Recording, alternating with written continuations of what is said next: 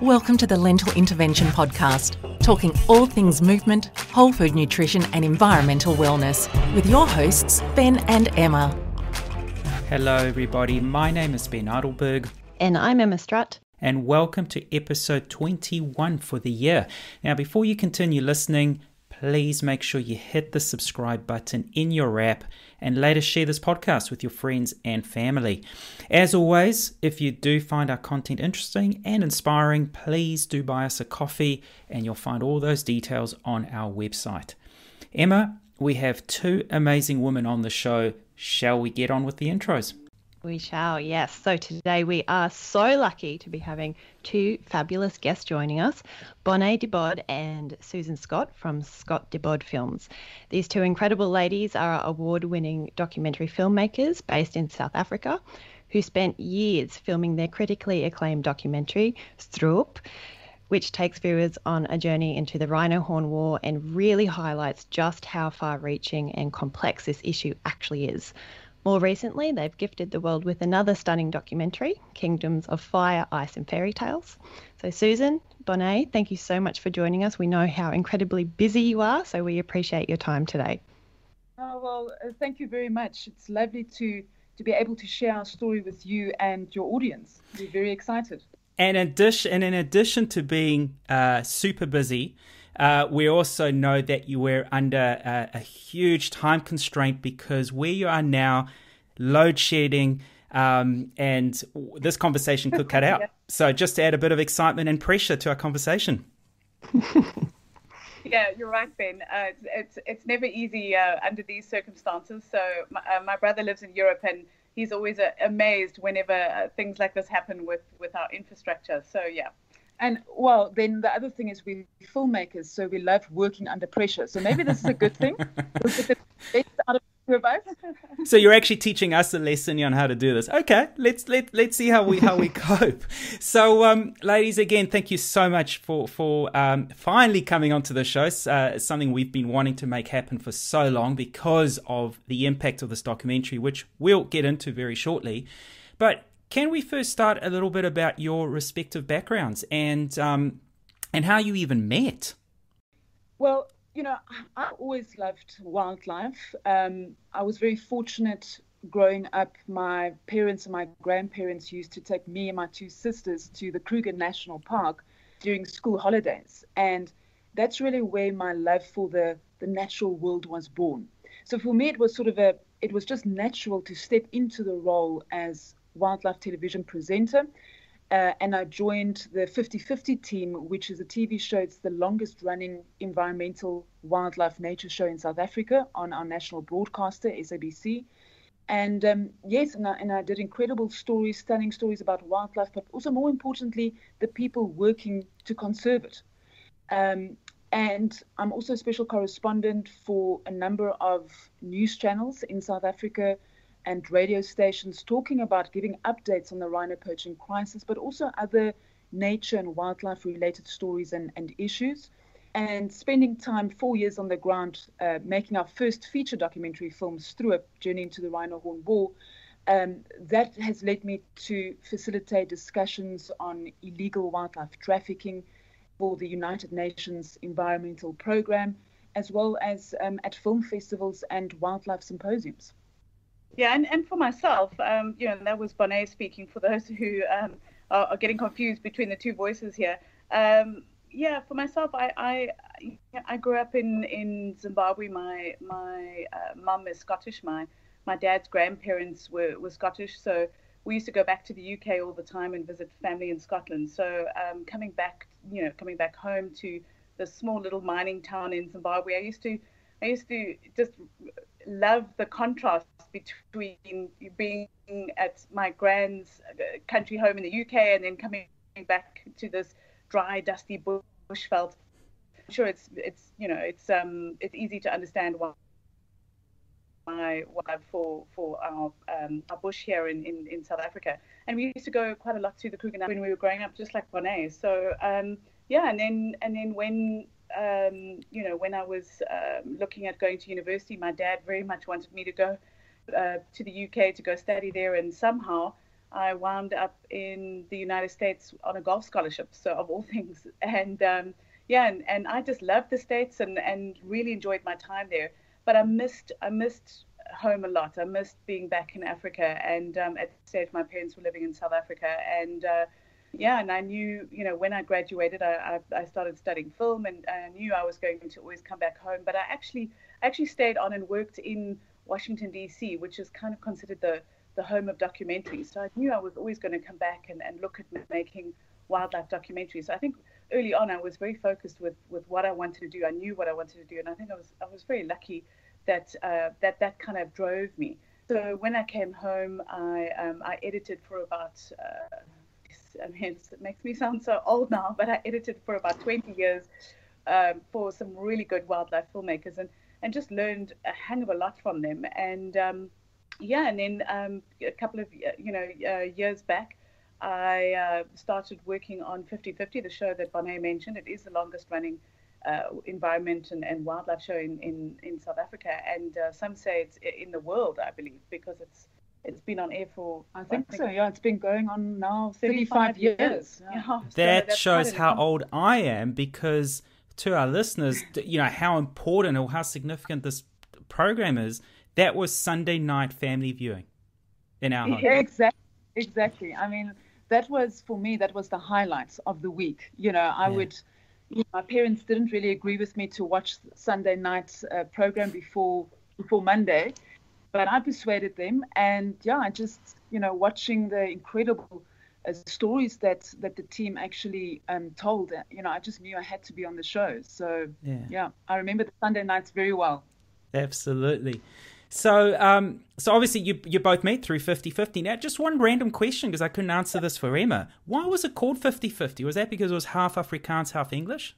Was that the reason? Yeah, I think a lot of people thought that. A lot of people thought it was. I saw it when I was growing up as well, and I thought, okay, it's because half is English, half is Afrikaans. But apparently, years later, when I asked one of the commissioning editors about it, and I said, oh well, it's because it's now fully in English. So with some bits in Afrikaans and some bits in Zulu and Sesotho. So I remember saying something about, well, you may have to change it to sort of 50, 25, 25. And so they said, what are you talking about? It's 50/50. We get both sides of the story. So it's like, oh, okay, it's so wrong. Good thing you didn't ask that in your interview then. Obviously, a love of wildlife really runs deep for both of you. So let's set the scene a little bit before we dive into talking about your incredible documentary. So when it comes to rhinos, a large percentage of the world's remaining rhinos are actually in South Africa. And I had a look at some of those stats, and, there was an exponential rise in rhino poaching between 2007 and 2014. It was looking incredibly bleak. The good news is, and I'm using this word good pretty loosely here, that poaching now seems to be on the decline, slowly but surely. But that decrease doesn't mean that rhino populations are now thriving, does it? This is still a huge issue. So what are some of the important stats that we should know before we get into this documentary? Okay, so Emma, during 2020, 394 rhinos were poached compared to the 594 in 2019. And that resembled a 33% decline. And all the news reports that came out, everyone just said wonderful news. And it is wonderful news, but we need to look at the reasons for the decline. The minister, our Minister of Environment, contributes this decline to, yes, some extent, the lockdown, but mostly their integrated strategic management of rhinoceros approach, or plan, if you will. And that's a plan that the government has, a South African government, to tackle the rhino poaching crisis. Because as you were saying, Emma, the numbers have gone up exponentially since 2007. And this plan has been in place since 2013, through those dreadful years of 2014 to 2017. When our rhino losses were at their worst, and continues to be in place unchanged while our rhino numbers continue to decline year on year due to poaching. Now, the hard lockdown of 2020 showed us that when the gates were closed to the Kruger National Park, there was no poaching. And that can only tell us one thing, that the entry and exit points of the park are the problem. And I think this should be a big wake-up call for our government. And I hope that they will amend this 8-year-old strategy, integrate strategic management of a rhinoceros approach. And then, while I'm grateful, as I said, for the work that's been done on the ground by the rangers and the law enforcement officials, the reality is that the lockdown had the biggest impact on poaching. And sources on the ground said that there was a dramatic surge again after the lockdown. Yeah, and we're starting to see that now. I mean, it's, our lockdown, I don't know what it was like for you guys in New Zealand. I think you breezed on while the rest of the world suffered, but our lockdown was pretty harsh. And for all those months that we were locked down, it obviously meant the Kruger National Park, which is the hardest hit area in the world, was completely closed off. And it's the stats themselves, what Bonné just went through now, just reveals just how much of an impact that had. And that I think, as Bonné was saying, the government does need to look at maybe integrating some of that stuff in there, the police roadblocks, the closing off the areas, far more stringent, being far more stringent about it than they have been. And sadly, we're starting to see that surge. And that's really interesting, because I would have thought lockdown would have meant an increase because less people able to patrol, cutbacks on maybe funding because, more businesses that support, are not able to fund it. So I would have actually thought it would have gone the other way around. But what you're saying is there's a system issue. That's really where the crux of a lot of it is. Right. So the rangers are part of essential workers. So right throughout lockdown, they were doing patrols as they do 24/7, 7 days a week. So that didn't change at all. What changed is the fact that tourists were not allowed in the parks, in the national parks and provincial parks. And so, in fact, December, when gates opened and tourists were now once again allowed to visit our national parks, December was a horrendous month into poaching. And then also, if we look at the numbers, we will not be able to sustain this year on and, year out. It's just not possible. There was a shocking report from Africa Geographic a couple of months ago stating that almost 70% of the rhino population in Kruger have been lost over the past 10 years. So, of course, that means there are 70% fewer rhinos left to poach in Kruger. So Emma, your numbers, I think you're looking at 2007 when there were 13 poachings in South Africa, and I think the numbers in the 60s for Africa, and it started to rise up until 2014, 2015, 2016, 2017. All those years, it was way over 1,000 rhinos poached. I mean, we're talking, thousands and thousands of poachings, 3 rhinos a day that are being killed. So yes, to now sit here at 594 for 2019 and 394 last year because of the lockdown mostly, one has to also assume that the numbers are declining because there just are fewer rhinos. It's just to add to that, it is important to look at the number of rhinos poached, but more importantly, we need to look at the rhino population as a whole. The number of rhinos that are in the wild and still alive. We've talked about this before on the show, but a lot of these rhinos that are being poached because they're an easier target are pregnant females, correct? Or ones that have a small rhino with them? Yeah, that's something that's called collateral damage, and it's incredibly sad. What happens is that with the escalation that you were talking about in 2009, and as I mentioned earlier, for 5 years it was over 1,000 a year, and no one really knows now how many rhinos we've got left in South Africa. We've been asking for census results, and there's things underway, and it's always an estimation. Of course, we have to remember that. But we're probably somewhere between 10 and 20,000 rhinos. So I think there's a danger thinking that we've got time. And if we don't think of the animals suffering and just of them as assets, there's something rather, as I was saying here, this term called collateral damage. It's something that we've really got to be aware of, because rhinos breed well, especially the free-ranging wild rhinos. But cows and pregnant or lactating cows are targeted by poachers. They're pretty easy to find. And when they're taken out of the system, the breeding rates obviously drop dramatically. And so when you combine the poaching and the collateral damage, the fact that these are pregnant cows, and obviously their babies are now being orphaned, and a lot of times they don't get picked up, they don't get found. We mentioned that in the film as well. And it's a huge worry that this is something that maybe is taking us beyond the point of no return. Because how do you get those numbers back again? Because of the it's not just a rhino lost. It's those individuals as well as the breeding potential that comes out of those females. So we've set the setting, hugely upsetting, and even, causes a lot of anger. And so let's talk a little bit about the documentary STROOP. What inspired to create this? Now, I believe you started filming in 2017, which would have been at the height of the poaching. So tell us a little bit about why you decided to create this, and what does STROOP actually mean? Yeah, I think I'll let Bonné answer the STROOP.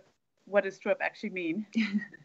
Well, the word stroop is actually the Afrikaans word for poached, but there is a deeper meaning behind it. It also means to strip bare.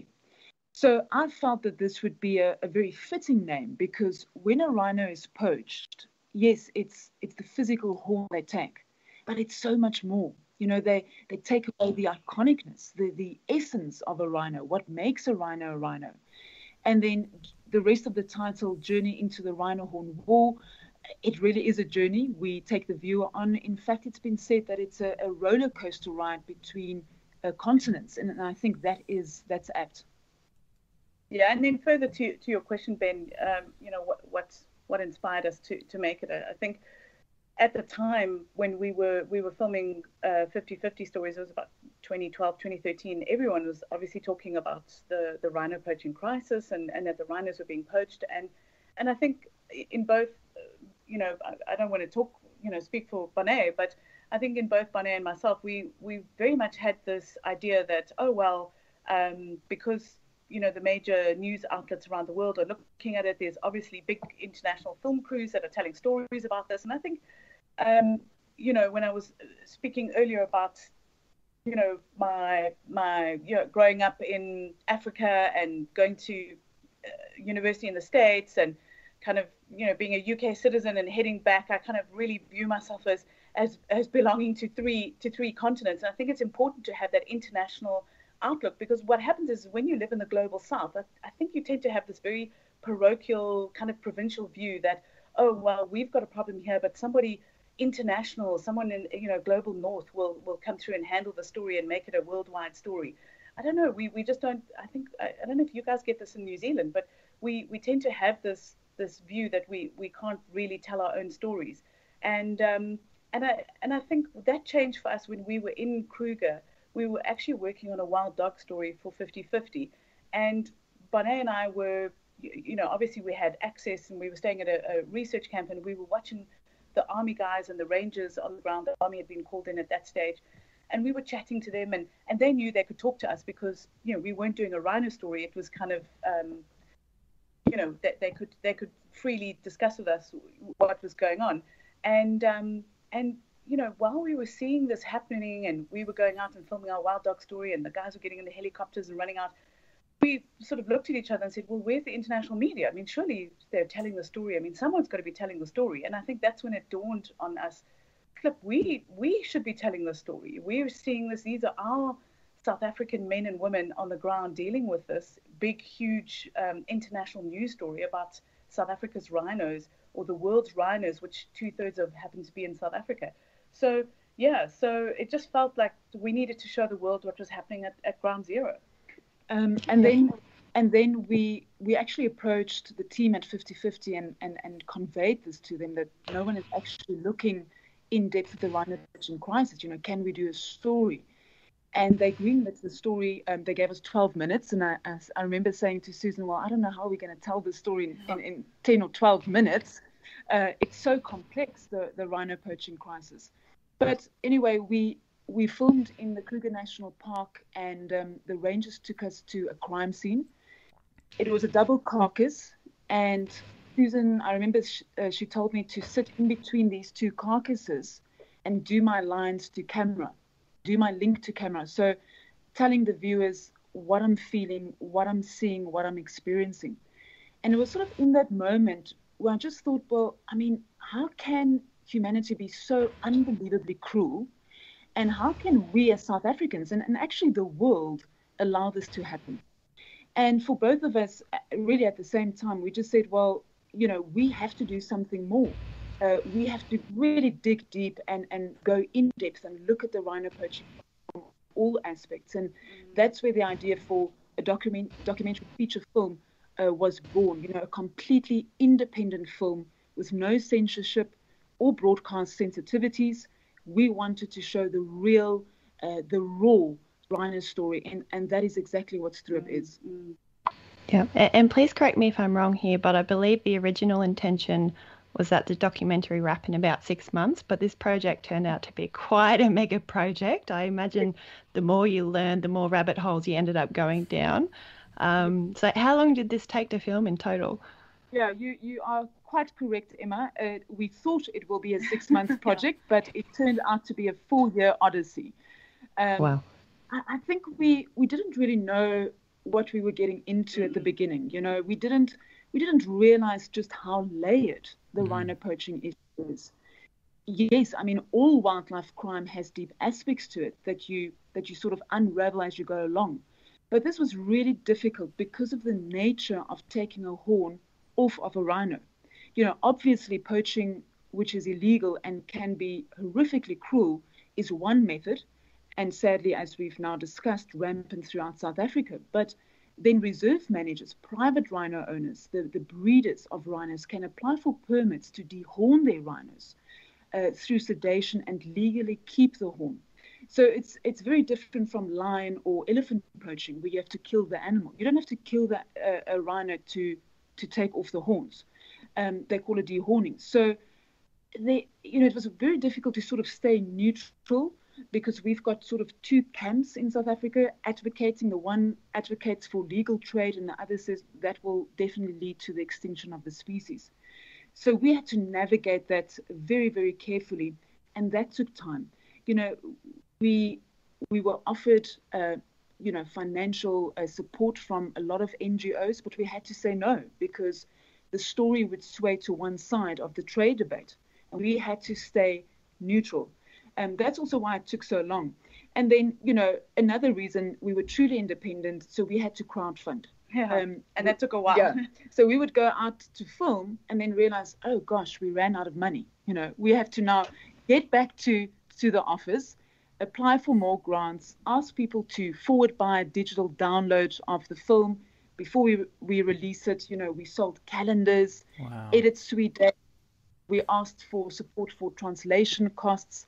So that all took time. We spent a lot of time on social media, and our supporters really became our executive producers, which is it was difficult, but not necessarily a bad thing, because they felt part of the process, the entire 4 years filming. And I think also, just to add to what Bonné was saying,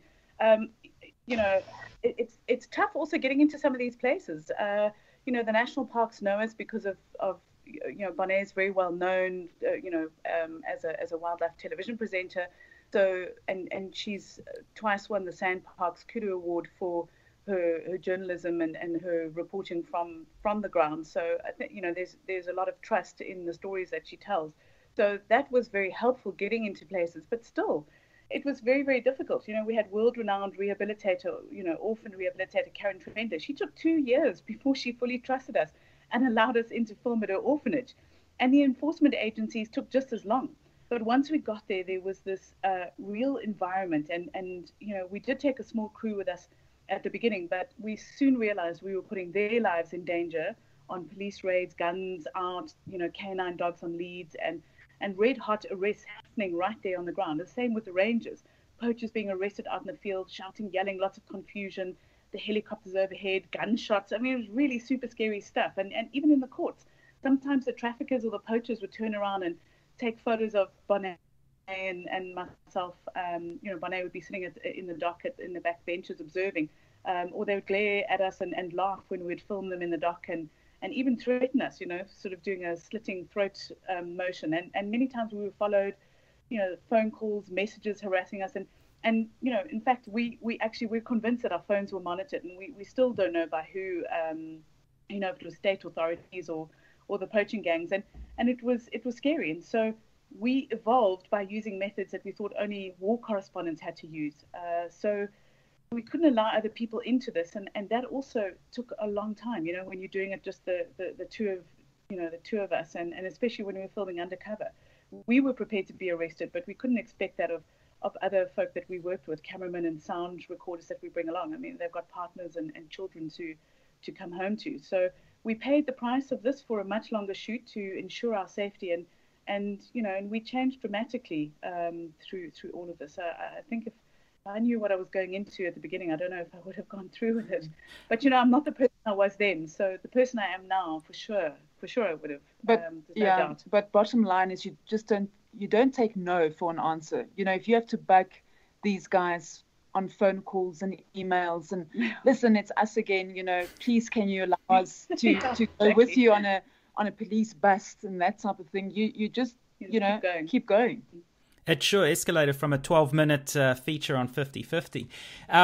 But just to carry on from that, more as a personal reflection, I mean, the one question I would have asked is, how hard is it not to get involved when you're seeing all these horrors? But actually, what I'm more interested in is, and there were aspects of that in the film, when you travel to Southeast Asia, for instance, as well, is, and you touched on it, but did you actually ever feel threatened? Did you actually really think, I think we've stepped over the line, we might have to pull back, we might have to quit, we might have to, we're putting ourselves in danger? One thing's being arrested, but did you actually feel threatened at any point? Yeah, that's a good question. I mean, it's also tough to answer, because if we say yes, then I think there may be a thing of future independent filmmakers who may say, this is not for me. So I would love to say, we once asked a prosecutor that we were working with, and we had the cameras rolling. We said, "Do you feel threatened?" And she said, "No, of course not." And then when the cameras came off, she said, "Don't ask that. I mean, of course, if I say yes, then the baddies that I'm prosecuting are going to know that they're winning in the end." So I think one doesn't want to say yes because the bad guys win in the end, don't they? But I think there is a very real reality to all of this. Right. I mean, filming in a communist country like Vietnam brings with it its own challenges. The communist party controls all forms of media. Yeah. Vietnam is actually ranked 175th out of 180 countries in terms of freedom of information. It's actually one of the biggest prisons for environmental journalists and citizen bloggers. But we knew that we couldn't only focus on where rhinos are, the source site. We had to also focus on the demand site, Vietnam, China. And in order for us to capture the legal side of things, we had to, in a sense, become illegal ourselves, which we did. And, we filmed underground in Vietnam. And for me, there was one scary moment. We were actually sitting around a table with these illegal wildlife smugglers, and they brought out lots of natural products from ivory bangles, buffalo horn bangles, and eventually, after sitting there for a couple of hours, negotiating, the rhino horn bangles and rhino horn libation cups came out. And at some point, the one member of the gang turned to us and asks if we want to go to the factory to see how they make all these trinkets and jewelry out of the actual raw rhino horn. And without even thinking about it, we both just answered yes, let's go for it. We would love to see how you carve trinkets out of rhino horn. So, they asked us to get into their car. It was a gold 4x4. And there we were, not knowing if they are telling the truth. If we are going to a factory, our translator didn't know. Is it a trap? Yeah, a trap, exactly. And just so stupid. I mean, we both were just, so obsessed with in the moment to get the shot. Yeah. And, let's go. And so trusting not at the same thinking time. of the consequences at all. And we were covered in undercover cameras, buttonhole cameras, key cameras. Susan even taped a GoPro to my body. So, I won't be able to ditch it if they now decided to search us at this factory. So, and that's, I think it dawned on us when we were sitting in the car. I mean, you also see it in the film. We're kind of looking at each other going, that's right. I was scared for you guys.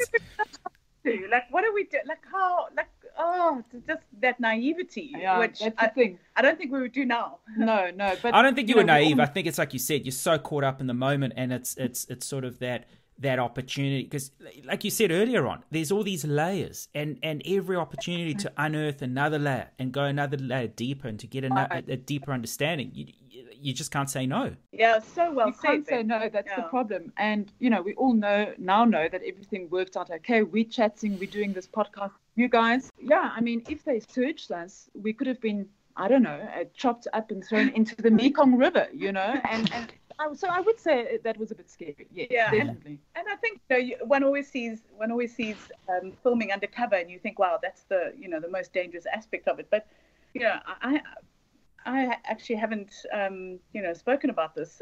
So sorry, I'm going to bore you guys with this. First on your podcast, but. I was just, we were going through some of your talking points, Ben, and just realized, gosh, there is this kind of aspect or this idea that undercover filming is so dangerous. Wow, that's the most dangerous thing that you guys did. But I got sick very badly when we came home from Vietnam, and I'm not sure what it was. Maybe it was the wet markets. We spent quite a lot of time filming in there, as we now all know. They're really places where you can pick up some nasty things. And also we really tried to film the pollution is a thread that we looked at in the film because of the increased usage. Just to give some backstory, because of the increased usage in Rhino horn as a TCM for as a accompanying cancer treatment, chemotherapy, and that really increased dramatically, and we wanted to find out where that came from, and that sort of tied into the increase in pollution levels. So we were spending a lot of time filming in these kind of locations, the wet market, down at street level, all the pollution. And I was just wearing a bandana, and I remember at night, you can see it in the film as well, where we just took off, Bonné's washing a shirt. You can actually see the pollution coming out in the sink as you're washing it. And I would actually take my bandana off, and there would be just this grime everywhere, just from the pollution. And so, I picked up a cough, and then it just led, it got progressively worse. And I had really bad lung issues. I was actually in the emergency room, unable to breathe. And I was prescribed really, really hardcore antibiotics, these fluoroquinolones. And unfortunately, they have an effect in some people, and they affected me. And at that time, I was a half marathon runner. I was super fit. And when these pills affected me, they snap your tendons, and I snapped tendons in my ankle, and literally I could not walk. So I had to have a bike. I moved around on a bike, and I had a walking stick. And I haven't actually, Bonné and I haven't actually mentioned this publicly, but it's to what you were saying, Ben. It's like this. There is this perception, this underground filming, this danger, but actually that, for me, when I look back, that I can't believe how that changed my life. I picked up 15 kilos from not exercising, and slowly my tendons have repaired. So it's taken 5 years, and I'm back now running again. I'm now doing between 5 and 10 Ks, and hopefully I'll be able to do the half marathon distance again soon. But yeah, that was dramatic. I mean, I thought we would get taken out by poachers or syndicate members, or we'd get an angry black rhino charging us while we were out filming in Kruger or Shishlui and Pelosi. But I mean, who would have thought that a virus that led to a bacterial infection that I picked up on shoot would have had such devastating health implications? And I think it's only now, with the pandemic, I'm looking back at that and going, yeah, actually, I should talk about that, because that is a risk that filmmakers and people who go out there and go into these strange locations, that is something that you pick up, and who would have thought? Absolutely. I mean, it's we can talk, and I'm sure you can, not us, but people like yourselves can talk about the stress that comes along with it, and there's all sorts of other, you're in foreign countries, what you're eating, etc., etc. And like you say, you expose yourself to an environment that pollution, and an environment that your body's not accustomed to. So it just reacted even worse, and that's still a risk. And like you say, potentially more suffer from the same fate for the sake of a foreigner going into somewhere else to report on a particular story.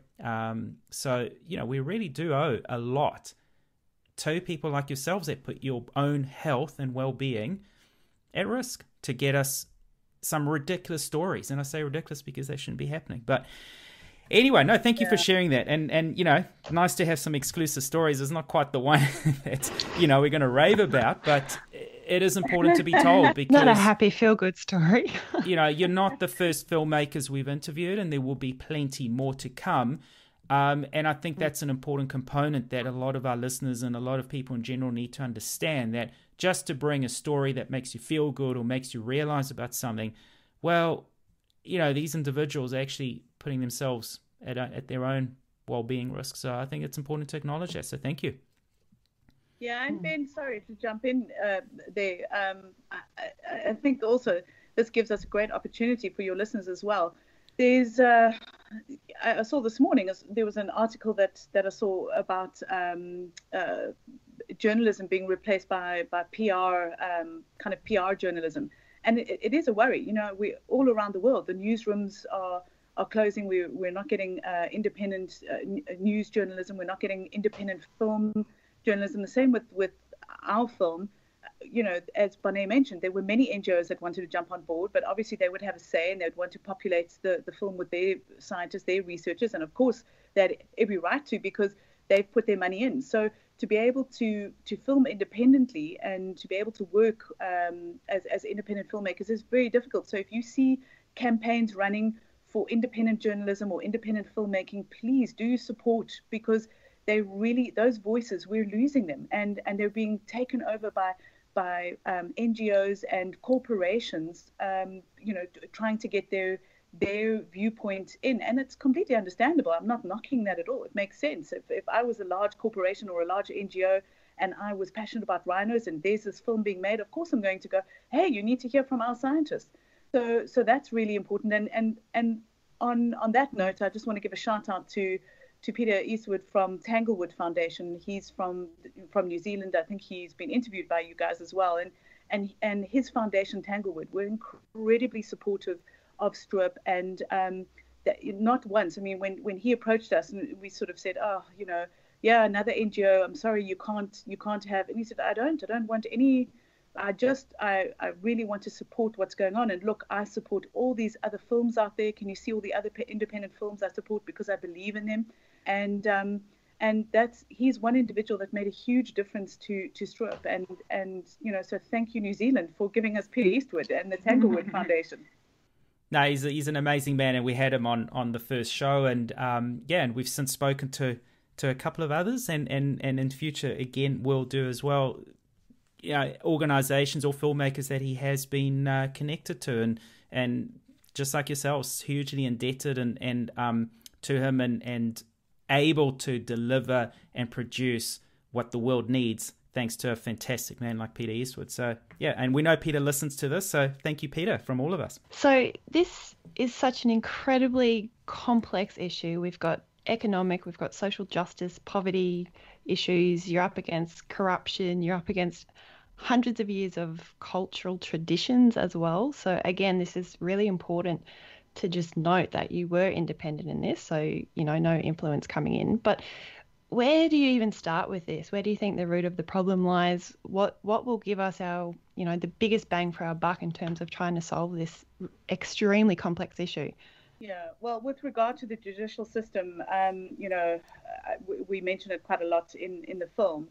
There's so many loopholes for well-paid defense teams, and we would sit in court and watch a case for years and not see it move forward. And we were very frustrated because there were a lot of cases that we wanted to include in the film, but we couldn't because they hadn't even started. So for me, I think a major issue is the judicial system, the loopholes that the poachers and their poaching defense teams have found. We have a legal system that works for the victim. We need a legal system that works for the victim and not for the criminal. At this point, it's the other way around. It's a system that works for the criminal and not for the victim. You know, we need to know that this wildlife crime is deeply rooted. It's an ever-changing crime that takes advantage of the set secretive structures put in place. You know, it's serious. It's a serious crime. It's driven by demand. It's facilitated, as you mentioned, Emma, by corruption. And it's linked to organized crime and militias in many countries. Some even say terrorist networks. So we need to disrupt the criminal networks, because just arresting the poacher on the ground, as important as it is, will not change anything, because a poacher is replaceable. There are 10,000 young men just like him waiting to take his place. So we need to arrest, but more importantly, we need to convict the higher-ups in the poaching, the middlemen and the syndicate bosses. And it's not that easy, because, you know, they don't do the dirty work. They're just on the ground to do the dirty work. So you need to follow the money trail and things like that. That takes time. But I think we need a minimum sentence for rhino poaching without the option of a monetary fine. And also we need stricter bail conditions. You know, rangers will tell us that they would arrest a guy, then realize, but we know this guy, we know these guys. We arrested them 5 years ago with horns, with blood on their clothing, with a panga, with a rifle, and here they are back in the park poaching again. It's just not good enough. Yeah, so I think, you know, as Bonné was saying, I mean, that's something that was really noticeable for us here on the, you know, in the filming in the source site. You know, we refer to it as the source site and demand site. Obviously, the source site where, you know, it sounds, we're making it, you know, it's a very emotional topic, and we're certainly not, we're doing our best not to make it emotional, are we, with all these scientific terms. But yeah, so there's the source site, which obviously where all the rhinos are in South Africa, and the demand site in Asia. And yeah, so for us, there's so, that I think was the big thing, was it's such a cliched term, but there's no silver bullet. And that's what everybody kept saying to us. There's no silver bullet. So people who you know, believe strongly in one, well, you know, just around the corner, you'll find somebody that believes in exactly the opposite thing.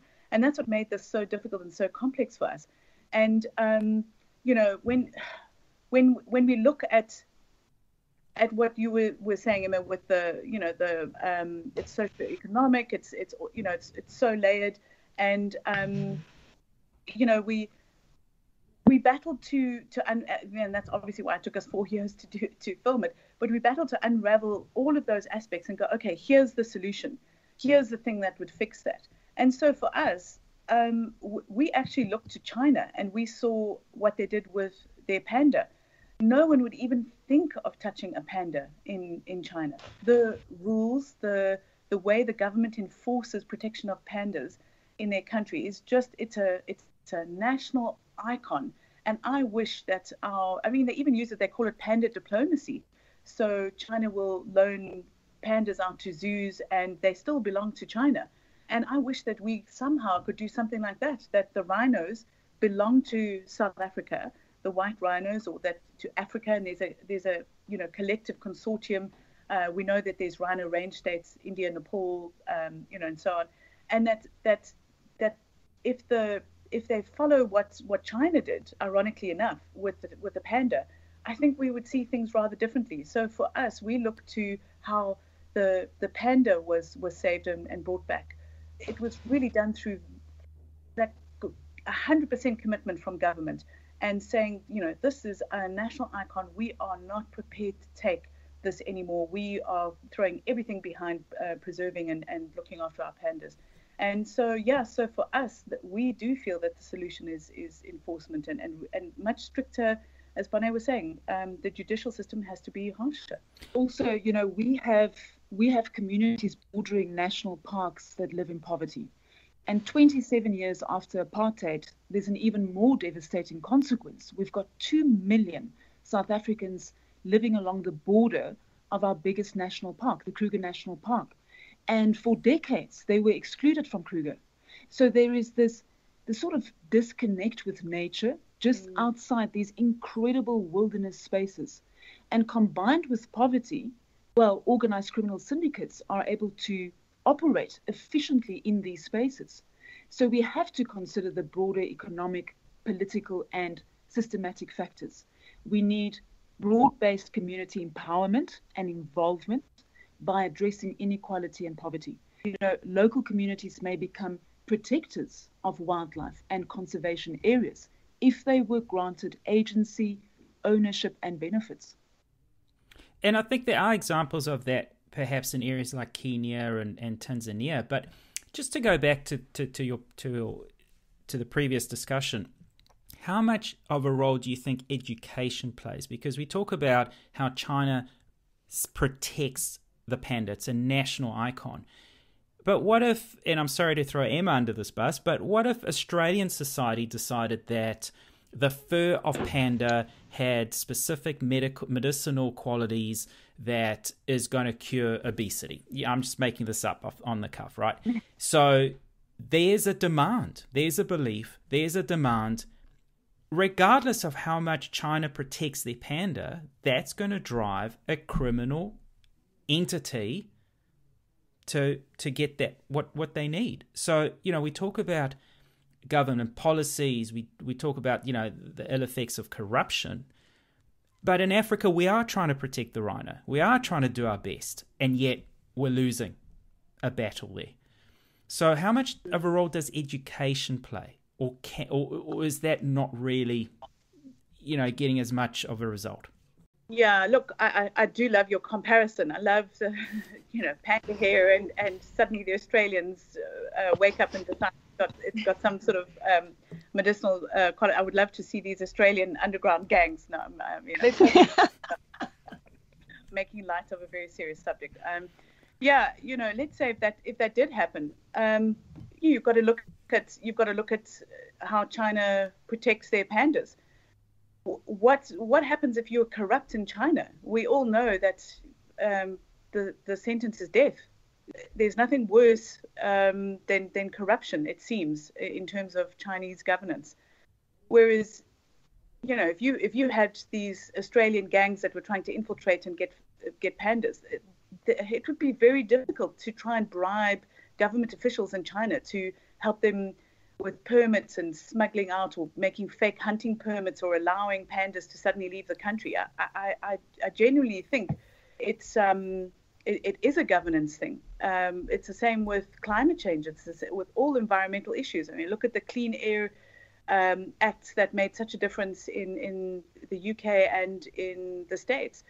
We look at the turn of the last century, and the air quality, the coal mines, and it's only when in Britain, when they passed these Clean Air Acts, that things started to change. So you can really only get huge change on this kind of level where there's international, these global crime syndicates. You can only get change from government involvement.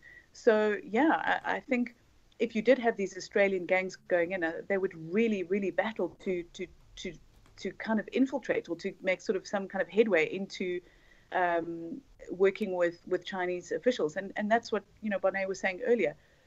Corruption is the biggest enabler of wildlife crime. And we see that in the documentary. It is infuriating. You can see that. Yeah, and it's just so I think for us, we have to look at tackling the corruption. And as we know, South Africa is rife with corruption at the moment. We've got a state capture hearing that's happening at the moment because of corruption. And, our health minister has just had to take leave. The president gave him leave yesterday because of corruption allegations. So it's everywhere. It's rife. It's throughout our system in South Africa, and so sadly it seems throughout Africa. So I think we're looking at different things here. It's look at China. There's just a zero tolerance for corruption. So what can citizens do to kind of help combat this? Like, do they write to their member of parliament? Do they join organisations? What do you think the best move is here? Or is that a hard question to answer? No, that's a very good question, and I'm so glad you asked it, because we need to keep the conversation alive. We, the ordinary citizens, need to speak up about why fighting this matters. We need to use social media. We're all on Facebook, Twitter, Instagram. It's free, it's easy to use. We can retweet, we can share posts, but we have to talk about why this matters. We need to keep the Rhino conversation alive. A couple of years ago, Emma, there was a campaign where school children actually clipped their nails and mailed them to the Chinese embassy here in South Africa. Yeah. And huge amounts of money went to the Pretoria Zoo to secure the rhinos there. And awareness campaigns were announced by the embassy, who wanted to be seen doing something for rhinos in South Africa. So there's one example of how when people stand up and when they speak up, change can happen. So for me, that's very important. We need to come together and come together and make movements happen if that's our focus and that's what we want. And I think also, there is this thing of, well, what can I do? I'm one, but there is this, there's always, if you've, money always helps. I mean, it helps with any of these environmental and wildlife issues. So if there is a cause or an organization that you feel led to contribute to, that always helps. It really does. Goes a long way in Africa, international, because of the exchange rate. So that always helps. But, the story of what's happening to our rhinos can't just exist in a vacuum. It can't just be just seen in the film and there's nothing further from there. And there's got to be some engagement afterwards. And, I look at the film Sharkwater. I don't know if either of you have seen that film. Came out about 10 years ago, 15 years ago. And, the protagonist there was Rob Stewart, and he really put himself at risk going out there filming this. He was showing the finning that was happening. And, I was working a job, very happy with my career. I never ever dreamed I'd be doing what I'm doing. And that somehow, it spoke to me. It really stuck with me for many years afterwards. And I think for us going forward on STROOP, we looked a lot at Sharkwater and saw what Rob had done with the film. So, hopefully somebody watches STROOP, and just like how I was moved with Sharkwater, there's something that may not happen now, but in 5 years' time, 10 years' time, they'll then take their action, whatever it is. Could be something in their local community that they feel that they've got to tell a story about. Somebody's dumping illegally. They actually make the move and call the enforcement authorities. Whatever it is, we do have this thing of thinking, I'm one person, what can I do? Well, you can go make a film. You can make a phone call. You can make a donation. You can share a post on social media. It all helps.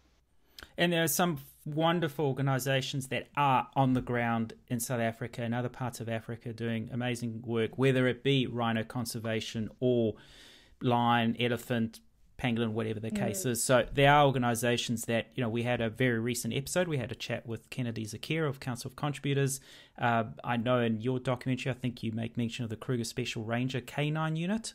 And you've actually partnered with them, haven't you? Well, the thing is, when you look at donating money to an organization, it is so, so important to do your homework, because there are many organizations, saying on their website, well, this money that you will be donating will go to rhinos on the ground. And sometimes it's only 10%, and they're not transparent enough when it comes to that. So it's always very, very important to do your homework, to donate to credible organizations. And yes, the honorary rangers here in South Africa, the Sandparks honorary rangers, they do incredible work. They actually do work directly with the Kruger National Park. So when you make a donation, you can specify, okay, I want this money to go to the K9 unit, or I want this money to go to a different section of the rhino work being done. So we work with them. Our DVDs of STROOP, we actually sell DVDs in all the shops in Kruger National Park. 10% of that goes to the honorary rangers and directly to the K9 unit. So yes, that is an organization that we trust, and I always advocate for them because I know the money is going to the right place. And they don't charge admin fees. And look, not every NGO has the ability to do that.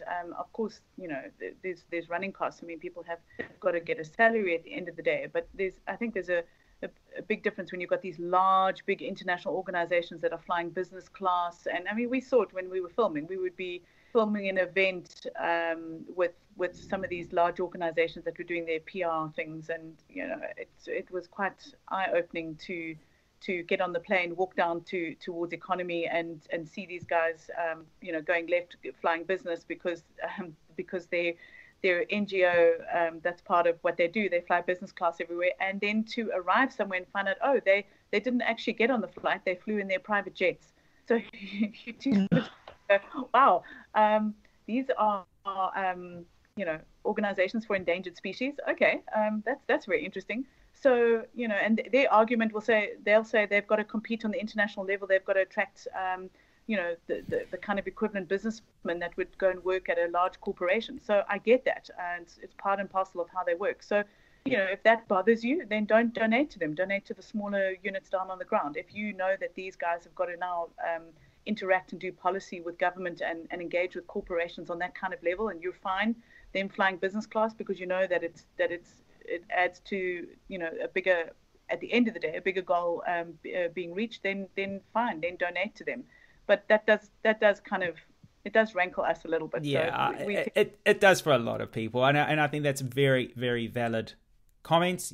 Definitely do your research. And in fact, and we'll mention him again, Peter Eastwood, actually, when I spoke to him after our interview with him earlier this year, he actually emailed me a list of organizations that he said, these people, 100%, your money goes to good causes. There will be others as well. So certainly do your research, and Emma and I will find a way of, whether it's in the show notes or in other ways of actually publishing maybe those organizations that we know. We won't say Peter's vetted them, but basically we know they're to be trusted, and it's important because, when we talk about every small contribution is to make a change, well, we want to make sure that's going to make a contribution, not just a 3-course meal on a business class flight, for 3 hours of flying. So now to watch this documentary, STROOP, Emma and I have watched this off Vimeo. We've bought it, we've downloaded it. How else can globally people watch it, bearing in mind most of our audience is Australia and New Zealand? Also just want to add 100% rating on Rotten Tomatoes. There's not a lot that get that. And 5 full stars on Amazon, Google, Apple. So clearly very well rated. It is a documentary that made me cry, not just shed a tear, but it actually made me cry. How can we watch this? Well, sorry about that, Ben. We know it's that's when you've made the impact. Yeah, it is a difficult watch, but it's obviously the more people watch it, the more people know, because we made this documentary so that we didn't have people saying, I didn't know that this was going on. So so thank you for that shout out for where people can watch. And also we still have film loans to pay, so any Vimeo downloads would be greatly appreciated. So thank you both for that. Yeah, and so for the listeners, STROOP is available digitally now in over 80 countries and in 7 languages.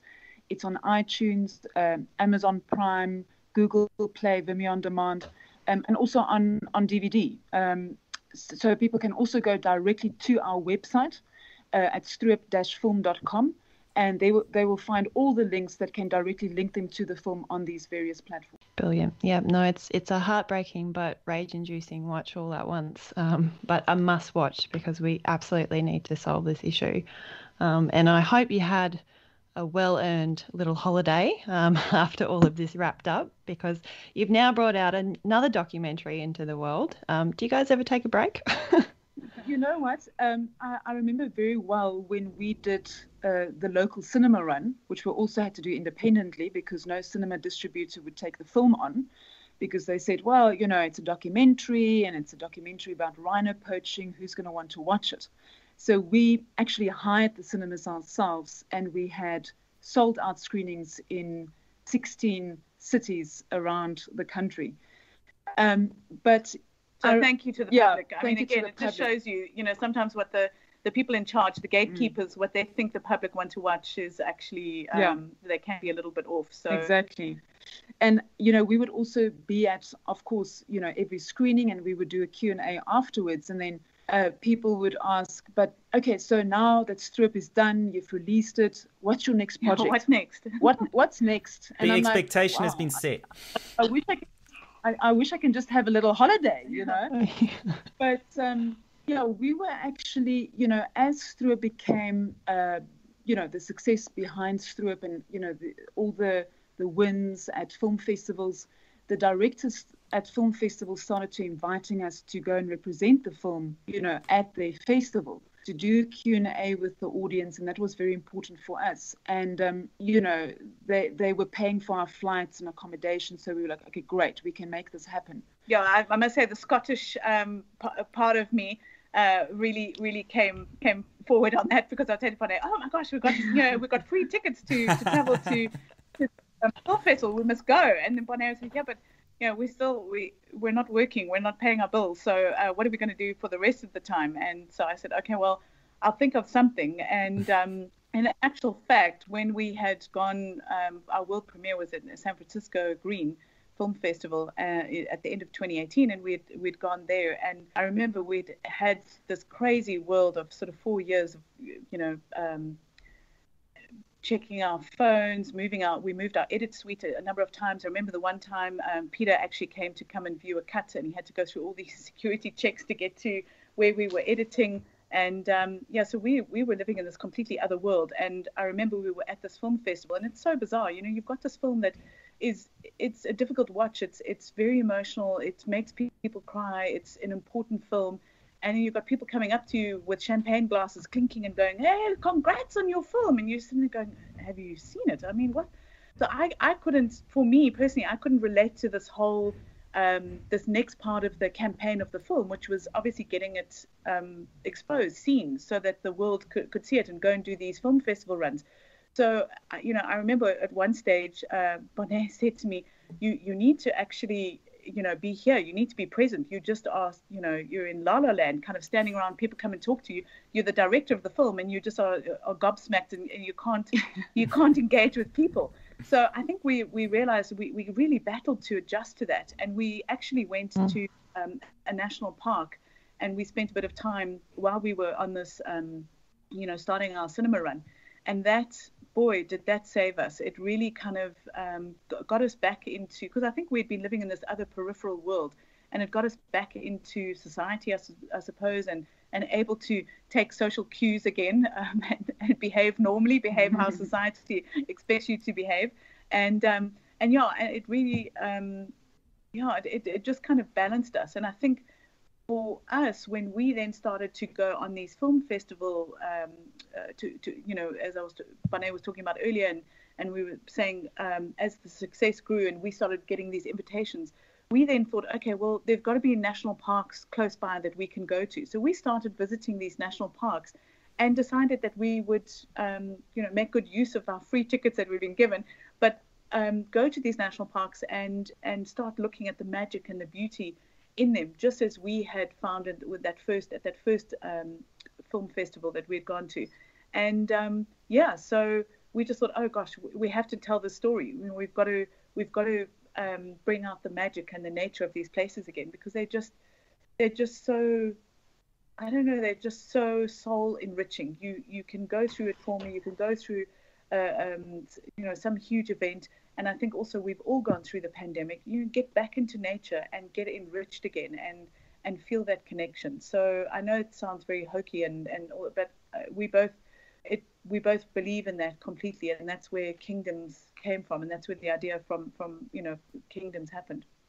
And it sounds like it's exactly what you needed, and a huge contrast from Stroop to Kingdoms. You know, it's that enlightenment, that's that light at the end of the tunnel. And I think that documentary, from just the trailer I've seen, kind of reflects that. Bonné and Susan, this has been an absolute privilege to have you both on this podcast. It's an important conversation, especially, you know, the very personal stories that you've shared. It's very easy for us to, like we did, pay a few dollars on Vimeo, download it, or go to a cinema in the safety of our own network, our own environment, and watch this documentary, shed a tear, I'll donate some money, job done. But to get the insight of what you put yourselves through to relay such an important story, I think that's important. And not just like yourself, but other filmmakers as well, especially independent filmmakers who have to do it all on their own. So it's been such a real special conversation and opportunity to have this with yourselves. And I just want to finish off with this little few lines I'll say, because we've asked this question before. Why should myself in New Zealand, or why should Emma in Australia, why should we care? I mean, this is in Africa, it's Africa's problem. So I just want to finish off with this, and Susan, Bonné, please do add to this as well. But conservation of wildlife such as rhinos, elephants, tigers, pangolins, sharks, the list goes on, is not just about saving and protecting these amazing creatures, but it's also about conserving the habitat that they occupy. Removing a significant animal from an ecosystem will have a negative impact on the environment, as it leads to loss of biodiversity, collapse of food chains, and even has a negative impact on ecotourism and jobs. So why should we care? This is not just Africa's problem, this is our problem, because we drive this demand for exotic products such as rhino horn. So whether it be for medicinal purposes, which has been debunked, souvenirs, or just to fuel your social and economic standing, we need to drive the end to this. Our responsibility should be to educate those around us, as well as support the incredible humans, such as Bonné and Susan, that put themselves in danger to protect and conserve our wildlife. Susan, Bonné, parting shots. Yeah, could have said it better. Thank you. Very well said. Thank you so much, Ben. And, I want to just add that people do care. When we did the film festival run in the US and we would do the Q&As after the screening, we would say, our rhinos here in South Africa, our rhinos in Africa, the rhino poaching crisis. And people would come to us afterwards and say, but why do you keep referring to your rhinos, or Africa's rhinos? Because they belong to all of us. They belong to the world. Rhinos don't own passports. And so, yes, I think people all around the world, they do care about what's happening to wildlife. And as you rightly say, everything is interconnected. And we need to protect each and every species. Yeah, and I think at the end of the day, we've got to remember these are living, breathing animals who've got as much right as we do to live and walk on earth, raise babies as we do. And we've all spent time around dogs and cats growing up, and we know that animals have personalities. They feel pain, they get excited. Well, maybe not cats so much, but when you're around those aren't imagined things. We see them and we feel them from our pets. So those things, the scientists don't really always like to acknowledge that wild animals have emotions, but whatever they are, those things like a rhino squealing with what seems like joy when the first rains fall, and running around in circles with what seems like mad happiness for no reason other than raindrops falling. We've witnessed that, and we've seen obviously the horrific side of it, the trauma of an orphan, the fear, the crying, the being scared, the cold. They get cold like us. They feel fear like we do. So how can we not protect these animals? Thank you so much for sharing the behind the scenes scoop of just how phenomenally difficult this was. A labor of love, obviously. Blood, sweat and tears went into this. But we wish you all the very best with your new documentary as well, and we look forward to seeing what's next on the list. Yeah. And we beat the load shedding. We did indeed. We're very lucky this morning. And yes, we do have a couple of projects in the pipeline, so very excited about that.